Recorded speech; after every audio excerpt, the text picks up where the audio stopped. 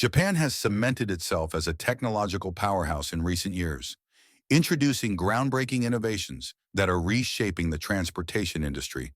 But now the country's prime minister has unveiled a game-changing technology that could disrupt the EV market as we know it. Get ready to shift gears and explore a revolutionary leap forward that could redefine the future of mobility. Enjoying the content? Don't forget to hit the subscribe button and turn on notifications so you never miss out on our latest updates. At the heart of this transformation is Toyota, a brand undergoing a bold resurgence. Long recognized as one of the world's leading automakers, Toyota has recently overhauled its entire lineup, enhancing both its vehicles and brand identity to compete with younger, more unconventional companies. Most notably, Tesla. Much of Toyota's past struggles stem from the leadership of former CEO Akio Toyoda. While undeniably skilled, Toyota placed an overwhelming emphasis on reliability, often at the expense of design, driving excitement, and, most importantly, innovation. This cautious approach served Toyota well 2 decades ago, but in today's fast-evolving market, clinging to tradition would have put the company on a path to irrelevance. Recognizing the need for change, Toyota has now turned to Koji Sato, the former head of Lexus and Gazoo Racing, to lead the charge into the future.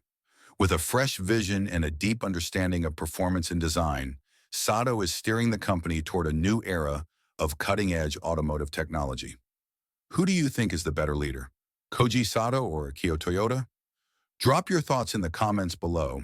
Sato has done wonders for the car company, as his insistence on modernizing the entire range of vehicles and offering new and never-before-seen features has allowed Toyota to once again jump to the top of the pack. And thanks to this all-new company strategy, Sato has recently announced a completely new engine pioneered by Toyota. So let's answer the question, what is this all-new engine type? The all-new engine type is actually a hydrogen-powered engine. However, we're not referring to FCEVs like the Toyota Mirai, which are EVs that use hydrogen fuel cells. No, the engine we're discussing is an internal combustion engine that utilizes hydrogen as fuel. This is big news, as it will allow Toyota to achieve its goal of zero emissions and, in the long term, become the cleanest car manufacturer in the world. As we all know, EVs and FCEVs require a lithium-ion battery pack, which demands huge quantities of lithium to be mined.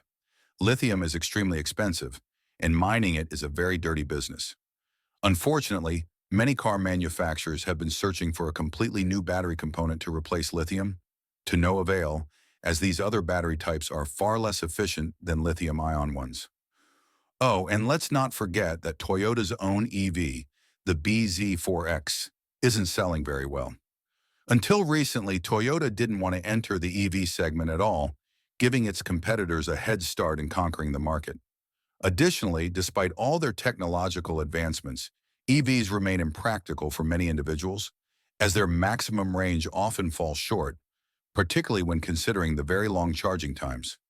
This is why Toyota is set on finding an alternative to electric vehicles in general and going the way of hydrogen, which they already explored with the first and second generation Toyota Mirai. This was most definitely the way to go. Honestly, we're absolutely thrilled that EVs are finally getting a true competitor in terms of green energy and overall efficiency. We cannot emphasize enough how pleased we are that internal combustion engines aren't going the way of the dodo just yet. We're eager to start seeing and hearing them on the streets. That is, if we ever get the chance. You see, the Inline-3 and the V8 began development during Akio Toyoda's tenure. He was keen on keeping internal combustion engines as the primary way of powering vehicles. Koji Sato, unlike his predecessor, is much more focused on developing EVs, as he believes they offer numerous benefits over traditional internal combustion engines. In fact, he's so committed to modernizing Toyota that he announced the company will introduce over 10 completely new EV models by 2030, which is music to our ears, especially considering their extremely late start. Granted, the man isn't giving up on hydrogen as a power source. However, there are a couple of issues that need to be addressed regarding hydrogen-powered internal combustion engines. The first is their efficiency, or rather, their inefficiency. Hydrogen engines are much thirstier than their petrol-powered counterparts, And aside from being greener, they typically offer far less power. The 1.6-liter hydrogen-powered inline-3 is as powerful as its conventional twin, yet it consumes fuel much faster. So if it must be equally powerful while making them economical, we'd make hydrogen engines utterly gutless, which, let's be honest, nobody wants. On the other hand, as reliable as the inline-3 is, and it is reliable, it remains a complex mechanical assembly with numerous components that could easily break down and significantly impact its reliability.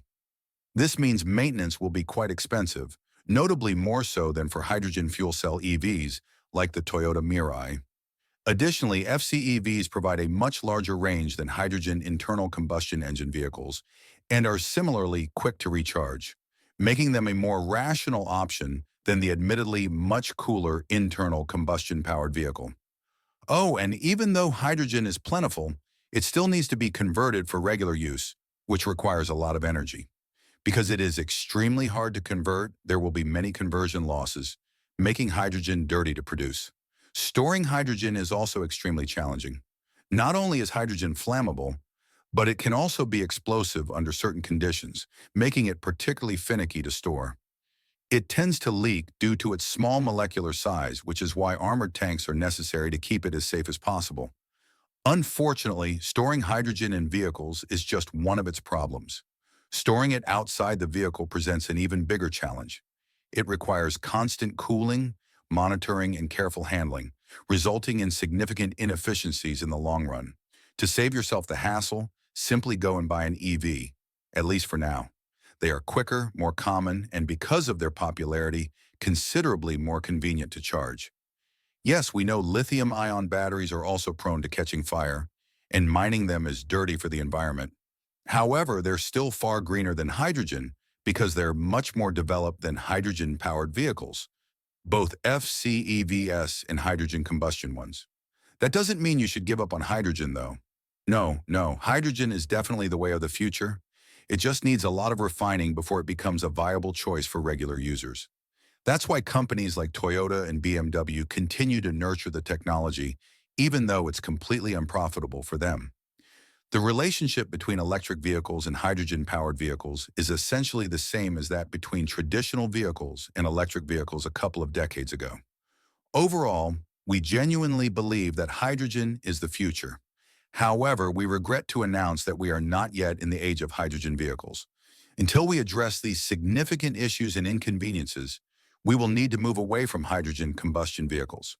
However, we are in the age of EVs, and we're pleased that the entire industry is looking for an alternative to lithium to create a more environmentally friendly battery. Believe it or not, Toyota is actually leading the charge with its all-new battery type, which doesn't use lithium or any other rare elements at all.